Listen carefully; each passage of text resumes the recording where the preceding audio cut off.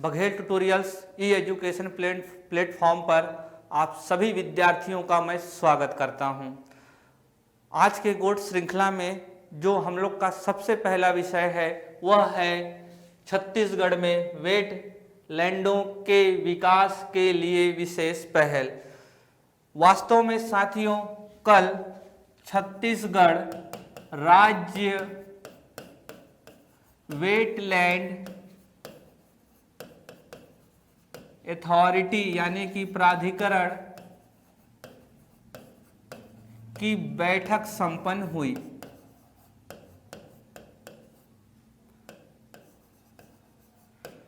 कल छत्तीसगढ़ राज्य wetland authority की बैठक संपन्न हुई और उस बैठक में कुछ महत्वपूर्ण विषयों पर चर्चा की गई। सबसे पहला विषय तो यही है कि छत्तीसगढ़ में वेटलैंड की कुल संख्या 35,534 वेटलैंड है कुल छत्तीसगढ़ में। यह आंकड़ा कल दिया गया और ये कुछ 3 लाख के आसपास 3,37,000 हेक्टेयर ये कुल क्षेत्रफल है। छत्तीसगढ़ में पाए जाने वाले 35,534 वेटलैंड का जो कुल क्षेत्रफल है वो 3,37,000 हेक्टेयर के करीब है। इसमें से और यह जो टोटल क्षेत्रफल देख रहे हैं ये छत्तीसगढ़ की कुल क्षेत्रफल का यानी कि 1,35,191 स्क्वायर किलोमीटर का 2.5% है। तो छत्तीसगढ़ में 35,534 वेटलैंड पाए जाते हैं जिसका क्षेत्रफल 3,37,000 हेक्टेयर है, जो छत्तीसगढ़ के कुल भौगोलिक क्षेत्र का 2.5% है। 1,35,191 स्क्वायर किलोमीटर का 2.5% है, 2.5% है। इस टोटल 35,534 वेटलैंड में से ये देखिए थोड़ा सा यहाँ मिस टाइप हो गया है, 7,711 वेटलैंड ऐसे हैं जिनका क्षेत्रफल 2.5 हेक्टेयर से अधिक है। जो शेष वेटलैंड बच जाते हैं उनका क्षेत्रफल 2.5 हेक्टेयर से कम है। तो आप ये नंबर याद रखेंगे कि छत्तीसगढ़ में 35,534 वेटलैंड में से 7,711 वेटलैंड ऐसे हैं जिनका क्षेत्रफल 2.5 हेक्टेयर से ज्यादा है। जो शेष वेटलैंड होंगे उनका क्षेत्रफल 2.5 हेक्टेयर से कम होगा। तो पहली बात तो इस बैठक में यही बताई गई। दूसरी बात इस बैठक में कि ये जो मुख्य वेटलैंड है छत्तीसगढ़ में, दूसरी बात हम लोग को देखना है, पहला तो यही हो गया। दूसरा है छत्तीसगढ़ में मुख्य जो वेटलैंड है, आर्द्र भूमि है, वेटलैंड के संरक्षण और संवर्धन पर बात किया गया। संरक्षण और संवर्धन पर कि छत्तीसगढ़ में पाए जाने वाले वेटलैंड का कैसे संरक्षण किया जाए और कैसे उसका संवर्धन किया जाए।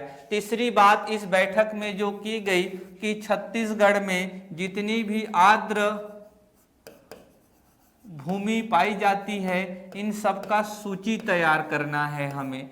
और इसमें जो चौथी विषय थी कि छत्तीसगढ़ राज्य वेटलैंड प्राधिकरण के कौन कौन से कार्य होने चाहिए, कौन कौन से कार्य होने चाहिए। ये जो छत्तीसगढ़ राज्य वेटलैंड प्राधिकरण है ये किस तरीके से कार्य करे और किसको प्राथमिकता में रखना चाहिए, तो यह बात हुई। तो आप यहाँ देख रहे हैं कि ये जो बैठक हुई है छत्तीसगढ़ वेटलैंड अथॉरिटी की, उसमें 4 मुख्य बातें थी। पहला था तो छत्तीसगढ़ में कितने वेटलैंड हैं इनका आंकड़ा प्रोवाइड किया गया। दूसरा है वेटलैंड के संरक्षण और संवर्धन की बात की गई। तीसरा कि एक छत्तीसगढ़ में पाए जाने वाले आर्द्र भूमियों की सूची तैयार की जाएगी और छत्तीसगढ़ राज्य वेटलैंड अथॉरिटी का कार्य कैसा होना चाहिए, किसको प्राथमिकता में रहना चाहिए, इन विषयों पर बातचीत हुआ। लेकिन ये जो आंकड़ा आप देख रहे हैं, ये आंकड़ा आपको तब तक आत्मसात नहीं हो सकता है जब तक आप वेटलैंड को अच्छी तरीके से न समझ ले। तो आइए हम लोग वेटलैंड को समझने का प्रयास करते हैं। यह वेटलैंड तो अंग्रेजी भाषा का शब्द है और ये आप देख रहे हैं कि देवनागरी लिपि में लिखा हुआ है, लेकिन इसका जो हिंदी रूप होता है वो आर्द्र भूमि। वेटलैंड को हिंदी की भाषा में और देवनागरी लिपि में आर्द्र भूमि के रूप में संबोधित किया जाता है। तो आर्द्र भूमि क्या है? यह एक उथला हुआ जल क्षेत्र होता है। उथला यानी कि ज्यादा गहराई वाली नहीं, ऐसा भूमि जहां जल सतह के ऊपर कुछ मीटर या कुछ ज्यादा गहरी नहीं होती, कुछ ही फीट तक पानी उस पे रहता है। वहां पर एक उथला हुआ जल क्षेत्र होता है, एक उथला हुआ जल क्षेत्र होता है जो आंशिक या पूर्णतः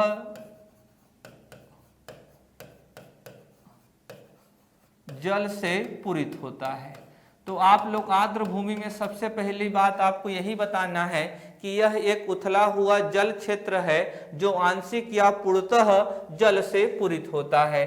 तो यानी आर्द्र भूमि आप देखे होंगे वह भूमि जो दलदली होता है, कच्छ क्षेत्र होता है, या तो उसमें वर्ष भर पानी भरा होता है या वर्ष के कुछ समय आंशिक रूप से पानी उसमें भरा रहता है। यह जो क्षेत्र होता है आर्द्र भूमि क्षेत्र जल से संतृप्त होता है, जल से संतृप्त होता है। यहाँ पर जल से संतृप्त होने का मतलब क्या है? आप सभी जानते होंगे कि जब वर्षा होती है तो पानी को हमारी भूमि अवशोषित कर लेती है, लेकिन कुछ समय बाद अवशोषण करते करते उसके अवशोषण करने की क्षमता समाप्त हो जाती है और पानी हम लोगों को सतह पर दिखाई देने लगता है। जब भूमि का जल अवशोषण करने की क्षमता समाप्त हो जाती है तब हम लोग कहते हैं कि वह भूमि जल से संतृप्त हो चुकी है। तीसरी बात, आर्द्र भूमि में ये जो आर्द्र भूमि होते हैं यह स्थलीय पारितंत्र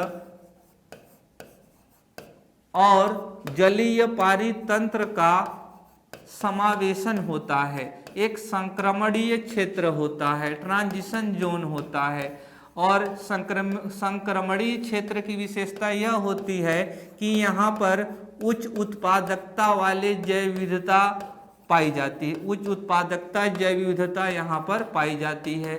तो पारिस्थितिकी तंत्र की दृष्टि से भी बहुत ही महत्वपूर्ण है। तो आप बताएंगे कि आर्द्र भूमि स्थलीय पारितंत्र और जलीय पारितंत्र का संक्रमणीय क्षेत्र होता है जो एक अत्यधिक उच्च उत्पादकता वाला क्षेत्र होता है। आगे इसमें आप बताएंगे कि यह जो आर्द्र भूमि है ये हमको कई प्रकार की पारिस्थितिकी सेवाएं प्रदान करता है, पारिस्थितिकी सेवाएं प्रदान करता है।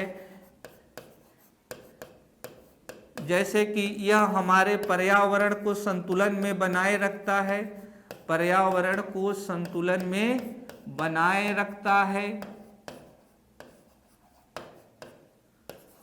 प्रदूषण का रोकथाम करता है, जल को स्वच्छ करता है, प्यूरिफाई करता है, प्रदूषण का रोकथाम करता है, बाढ़ नहीं आता है, बाढ़ के भी रोकथाम में सहायक है, आंधी तूफान के प्रभावों को भी कम करता है। तो इस तरीके से हमारे लिए आर्द्र भूमियों का संरक्षण और संवर्धन करना बहुत ज़्यादा ही जरूरी हो जाता है। इसी प्रयास में वर्ष 1971 में रामसर अभिसमय हस्ताक्षरित हुआ।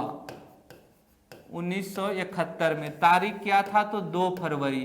इस तारीख को आप विशेष रूप से ध्यान में रखेंगे क्योंकि इसी तारीख को विश्व आर्द्र भूमि दिवस बनाया जाता है। विश्व आर्द्र भूमि दिवस के रूप में मनाया जाता है 2 फरवरी को। कहाँ हुआ था तो रामसर में। रामसर कहाँ है तो ईरान में है। तो वर्ष 1971 में रामसर अभी समय संपन्न हुआ और ये जो रामसर है वो ईरान में है। इसी शहर में यह कन्वेंशन हुआ था, इसीलिए इसको रामसर अभिसमय भी कहते हैं। कब हुआ था तो 2 फरवरी 1971 को। इस अभिसमय का उद्देश्य क्या है तो उसको भी आप जान लीजिए। इसका उद्देश्य है आर्द्र भूमियों का संरक्षण एवं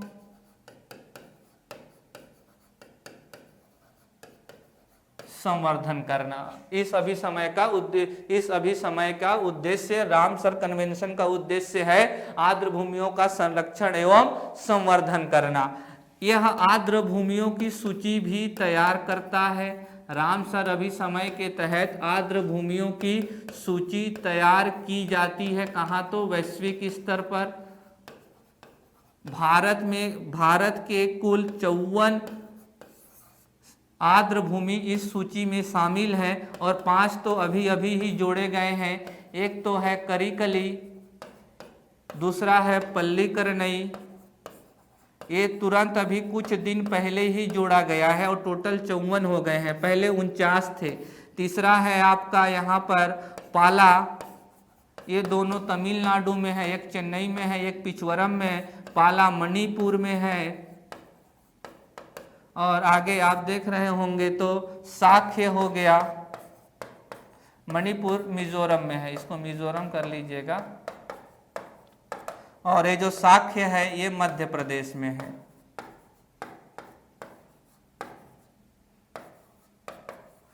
तो भारत के कितनी आर्द्र भूमियां रामसर की सूची में शामिल हैं तो 54 है। तो ये आपका कंप्लीट हो जाएगा। इतने सारे तथ्य आपको अपने मस्तिष्क में बनाए रखने होंगे जो प्रीलिम्स और मेंस दोनों की दृष्टि से अत्यंत महत्वपूर्ण जान पड़ता है। आइए चलते हैं दूसरे स्लाइड की ओर और समझने का प्रयास करते हैं दूसरे खबर को। स्वतंत्रता सप्ताह के दौरान अपने घर संस्थान में राष्ट्रीय ध्वज फहराएं। साथियों 11 अगस्त से 17 अगस्त तक देश भर में स्वतंत्रता सप्ताह का आयोजन किया जा रहा है और स्वतंत्रता सप्ताह के दौरान अपने घरों, संस्थानों और दुकानों में राष्ट्रीय ध्वज फहराकर ये सप्ताह मनाया जाएगा। छत्तीसगढ़ ने इस सप्ताह के दौरान विशेष अभियान चलाकर रखा है, हर घर झंडा हमर झंडा कार्यक्रम। इसके तहत हर घर में झंडा फहराया जाएगा। इस कार्यक्रम में सभी भारतीय नागरिकों में राष्ट्रीय ध्वज अपने घर पर फहराने के लिए प्रेरित किया जाएगा ताकि आम जन में देशभक्ति की भावना विकसित हो तथा राष्ट्रीय ध्वज के सम्मान में भी वृद्धि हो। मुख्यमंत्री श्री भूपेश बघेल ने प्रदेशवासियों को स्वतंत्रता सप्ताह के विशेष डीपी का फ्रेम इस्तेमाल अपनी डीपी में करने की अपील की। एक लिंक जनरेट किया है, थोड़ा सा ये ओवरलैप हो गया है, ये लिंक है, इस लिंक में जाकर आप अपनी डीपी तैयार कर सकते हैं राष्ट्रीय ध्वज के साथ। मैंने भी किया है, आपको भी करना चाहिए। लेकिन क्या मैं मुख्यमंत्री के कहने पर किया हूं क्या? हाँ, छोटा सा कारण है, राजा है ना, बात तो माननी पड़ेगी प्रजा को। लेकिन उससे भी ज्यादा जरूरी है कि राष्ट्रीय ध्वज हमारा स्वाभिमान का, संप्रभुता का प्रतीक है, संघर्ष का प्रतीक है, जिसका हम लोग आज लुत्फ उठा रहे हैं। उन हजारों बलिदानों का प्रतीक है जिन्होंने देश की आज़ादी के लिए अपने प्राण निछावर कर दिए। तो ये राष्ट्रीय ध्वज मेरे अंदर देश भावना की संचार करता है, इसीलिए मैंने इस लिंक पर जाकर अपना डीपी तैयार किया है। आपको भी करना चाहिए और इस अभियान में भाग लेना चाहिए। यहाँ आपकी परीक्षा की दृष्टि से क्या महत्वपूर्ण है तो यह स्वतंत्रता सप्ताह कब से कब मनाया जाएगा। अगर आप यह तारीख नहीं रखेंगे याद तो आप मुश्किल में पड़ सकते हैं। अभी तो बहुत सामान्य सी बात आपको लग रही होगी, लेकिन परीक्षा में जब 4 ऑप्शन आएंगे 12 अगस्त से 18 अगस्त और 13 अगस्त से 19 अगस्त और 10 अगस्त से 16 अगस्त, तब आप वहाँ असमंजस में फंस जाएंगे। तो अपना गेम बजने से अगर बचना चाहते हैं तो आपको यह तारीख पता होना ही चाहिए। साथ में हर घर झंडा हमर झंडा कार्यक्रम कब चलाया गया था, तो इस स्वतंत्रता सप्ताह के दौरान चलाया गया था। आगे देखेंगे तो ये आप देख रहे हैं कि ये जो है ये अर्चना वर्मा जी हैं और ये छत्तीसगढ़ के मुख्यमंत्री। ये दोनों पता नहीं कौन है, लेकिन बहुत ही ज़्यादा मुस्कुरा रहे हैं, लग रहा है पुरस्कार इन्हीं को मिला हुआ है। स्टाइल से भी खड़े हैं। मुख्यमंत्री को देखिए, इनको देखिए, पीढ़ी का अंतर साफ पता चल रहा है। इनको तो पता नहीं किस बात की दुखी है, समझ में नहीं आ रहा है। तो ये जो अर्चना वर्मा जी रही हैं, मिसेस इंडिया जो प्रतियोगिता होता है, ये वहाँ की फर्स्ट रनरअप रही हैं। तो यह नाम आपको ध्यान रखना चाहिए कि अर्चना वर्मा कौन है। तो जो मिसेस इंडिया हुआ था 2022, उसकी फर्स्ट रनरअप हैं। तो उन्होंने मुख्यमंत्री जी से मुलाकात अभी किया है। मुख्यमंत्री से दो ही लोग मुलाकात कर सकते हैं, एक तो धनवान और तो एक तो प्रतिभावान। अब अर्चना वर्मा जी को प्रतिभावान की श्रेणी में रखना पड़ेगा। यहाँ देख रहे हैं दिल्ली में 6 से 10 जुलाई के बीच में मिसेस इंडिया 2022 की प्रतियोगिता आयोजित की गई थी और वहाँ उन्होंने फर्स्ट रनरअप का दर्जा प्राप्त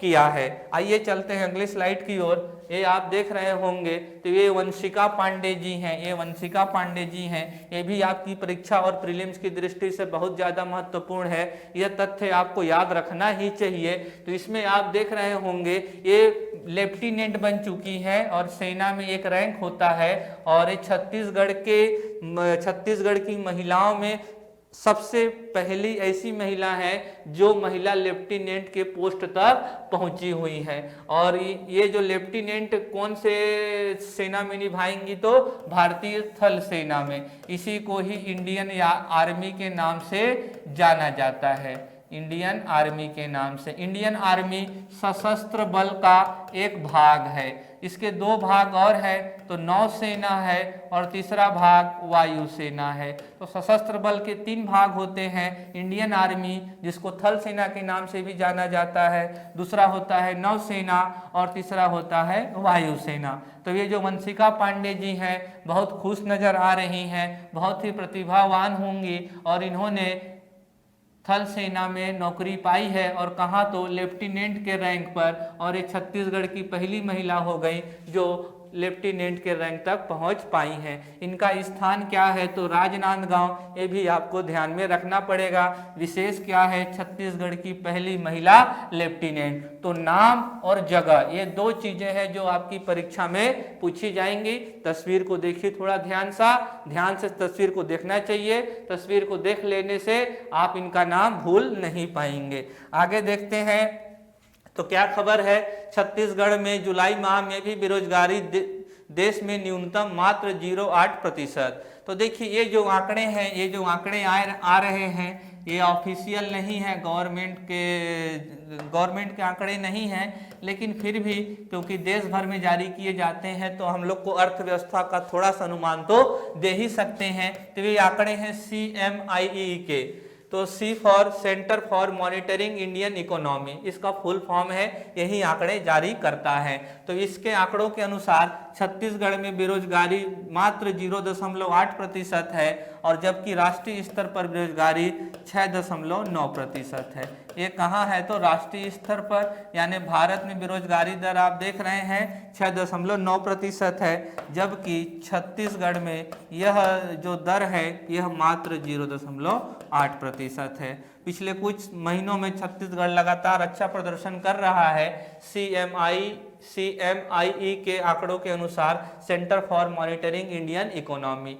तो साथियों ये आप देख रहे होंगे। तो आज के लिए बस इतना ही।